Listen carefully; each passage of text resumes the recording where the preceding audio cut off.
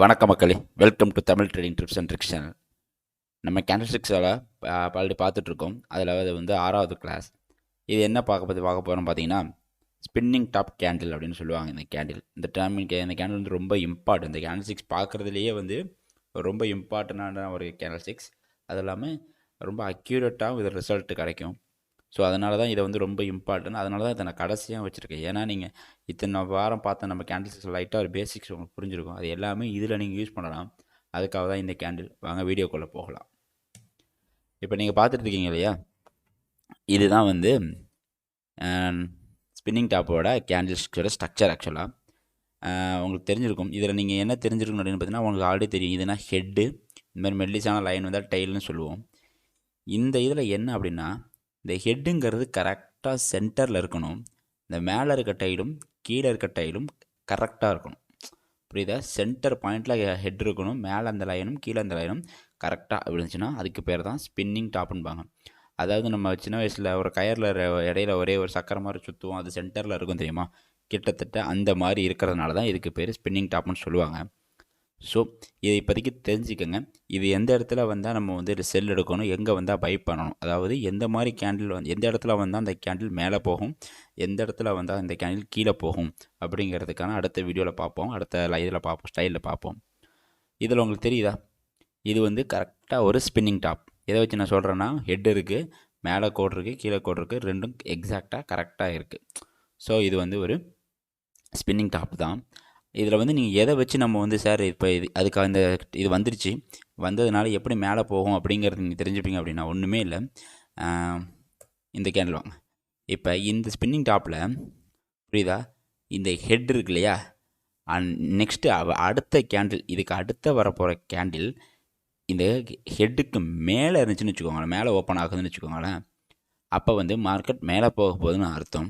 அதுவே இந்த ஹெட்டுக்கு கீழே அடுத்த கேண்டில் வருது அப்படின்னா கீழே வரப்போகுதுன்னு அர்த்தம். இதில் உங்களுக்கு தெரியும் பாருங்களேன். இப்போ இந்த கேண்டில் இருக்கு இல்லையா, இந்த கேண்டில் ஹெட் இருக்கா, அந்த ஹெட்டோட மேலே வந்து இந்த கேண்டில் ஓப்பன் ஆகிருக்கு. நெக்ஸ்ட் கேண்டில் ஓகேவா, அது க்ரீனாக இருக்கட்டும், ரெட்டாக இருக்கட்டும், எதுவாக இருந்தாலும். ஸோ அதுக்கப்புறம் மார்க்கெட் மேலே போகுதுன்னு அர்த்தம். இந்த கேண்டில் எடுங்க, ஸ்பின்னிங் டாப் தான். இது ரெட்டு வந்திருக்கிறதுனால அது நெகட்டிவாக போகுதுங்கிற அர்த்தம்லாம் கிடையாது. இப்போ இந்த ரெட்டு தான் வந்திருக்கீங்க ஓகேவா. இப்போ ரெட்டு இங்கே ஒன்று வந்திருக்கு. இந்த கேண்டில் இங்கே வந்து இருந்துச்சுன்னு வச்சுக்கோங்களேன், அப்போ அது மேலே போகுதுன்னு தான் அர்த்தம். பட் இதுக்கு கீழே வந்திருக்கிறதுனால மார்க்கெட் கீழே இறங்க போகுதுன்னு அர்த்தம். ஸோ நீங்கள் என்ன பண்ணணும், இந்த ஒரே ஒரு ஸ்பின்னிங் டாப்பை மட்டும் நம்ம பார்த்துட்டு முடிவு எடுக்கக்கூடாது. அடுத்த கேண்டிலுக்கு வெயிட் பண்ணி அதுக்கு அடுத்தது தான் நீங்கள் பை எடுக்கணும். ஒரு நல்ல மூமெண்ட்டு கொடுக்கும். ஓகே, உங்களுக்கு இந்த ஒரு இதில் தெரியும் பாருங்களேன். ஓகே, இப்போ இந்த ஸ்டைலில் பாருங்கள். ஒரு வந்துட்டுருக்கு. நமக்கு இந்த இடத்துல ஒரு ஸ்பின்னிங் டாப் வந்திருக்கு. அதில் பாயிண்ட் பண்ணியிருக்காங்க பார்த்தீங்களா, அதில் வந்து ஒரு ஸ்பின்னிங் டாப் வந்திருக்கு. மார்க்கெட் ஆல்ரெடி இதில் காமிச்சிருக்க மாதிரி இறக்கத்தில் இருக்கும் போது ஸ்பின்னிங் டாப் வந்தாலும் ஹையில் போகும். இதை நம்ம எதில் பார்த்துருப்போம் உங்களுக்கு தெரியுமா? இந்த இன்வெர்டர் ஹேமர் அதில் பார்த்துருப்போம். இன்வெர்டர் ஹேமர் பார்த்தா இருக்கா அவங்களுக்கு, அந்த அதில் பார்த்துருப்போம்.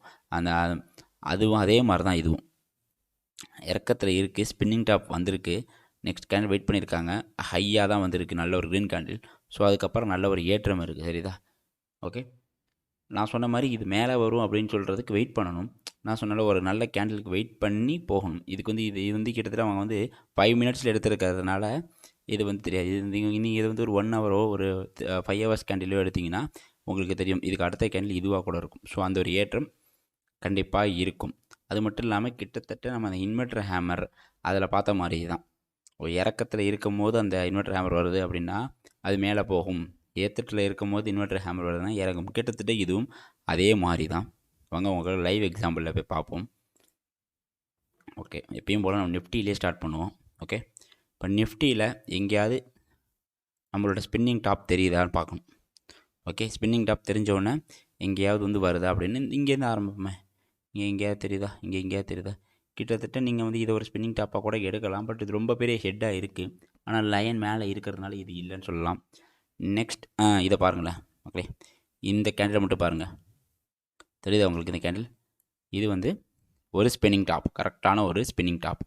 நெக்ஸ்ட் கேண்டில் பாருங்கள், இந்த க்ரீன் கேண்டிலுக்கு மேலே போகலை, கீழே இருக்குது. ஸோ அது மட்டும் இல்லாமல் ரெட்டாக வேறு இருக்குது. ஸோ கண்டிப்பாக மார்க்கெட் இறங்க போகுது. இது வந்து அப்போ செல் பண்ணணும். அப்படின்னு செல் பண்ணிங்கன்னா எது வரைக்கும் போயிருக்கு பாருங்கள். ஓகே, புரியுதா உங்களுக்கு? அதனால் இது வந்து உங்களுக்கு ஓரளவு கிளாரிட்டியாக புரிஞ்சிருக்கும்.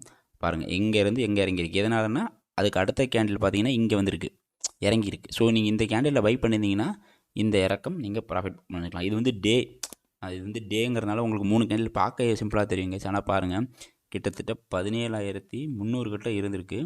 எவ்வளோ தூரம் விழுந்திருக்கு? 16,000 வரைக்கும் விழுந்திருக்கு. 16,000 கிட்டத்தட்ட 1000 பாயிண்ட் நிஃப்டியில் விழுந்திருக்கு. எதனால்? இந்த ஸ்பின்னிங் டாப் வந்ததுனால. ஓகே, இது நிஃப்டியில் ஒரு எக்ஸாம்பிள். நெக்ஸ்ட் பேங்க் நிஃப்டியில் எங்கேயாவது தெரியுதா அப்படின்னு பார்ப்போம். ஓகே, எங்கேயாவது ஒரு ஸ்பின்னிங் டாப் எக்ஸாக்டாக தெரியுதான்னு பார்க்கலாம்.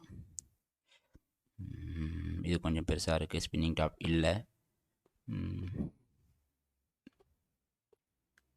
எங்கேயாவது உங்களுக்கு ஸ்பின்னிங் டாப் தெரியுதா? இதுவே ஒரு ஸ்பின்னிங் டாப் தான் கைஸ். இந்த பாயிண்ட் தெரியுதா உங்களுக்கு? பாருங்கள், எக்ஸாக்டான ஒரு ஸ்பின்னிங் டாப் தான். ஹெட்டு சென்டரில் இருக்குது. நான் ஜூமில் காமிக்கிறேன் உங்களுக்கு. பாருங்கள், ஹெட்டு கரெக்டாக சென்டரில் இருக்குது. மேலே கீழே கரெக்டாக இருக்கா? ஸ்பின்னிங் டாப்பா? இந்த க்ரீன் கேண்டில் ஸ்பின்னிங் டாப்புக்கு மேலே ஓப்பன் ஆகிருக்கா? நெக்ஸ்ட்டு பாருங்கள், என்ன ஒரு இந்த அளவுக்கு ஒரு ஏற்றம். பார்க்க சின்னதாக தெரியும், ஆனால் கிட்டத்தட்ட இது எவ்வளோ ஒரு 1000 பாயிண்ட் கிட்டே ஏற்றம் பேங்க் நிஃப்டியில். இதுதான் இதோட வித்தியாசம். தெரியுதா உங்களுக்கு எவ்வளோ தூரம் ஒரு ஏற்றம் இருக்குது அப்படின்னு? இது வந்து பேங்க் நிஃப்டியில் ஒரு எக்ஸாம்பிள். நெக்ஸ்ட்டு நான் ஒரு ஸ்டாக் வச்சுருக்கேன், ஐஎக்ஸு. இதில் எங்கே இருக்குது தெரிய பார்ப்போமா? ஸ்பின்னிங் டாப் பக்கத்துலேயே இருக்குது பாருங்களேன். ஒரு நிமிஷம் காமிக்கிறேன்.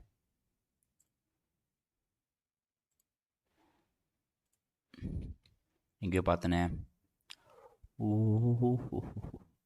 ஒரு கப் பாருங்கள், ஒரு ஸ்பின்னிங் டாப் தெரியுதா உங்களுக்கு?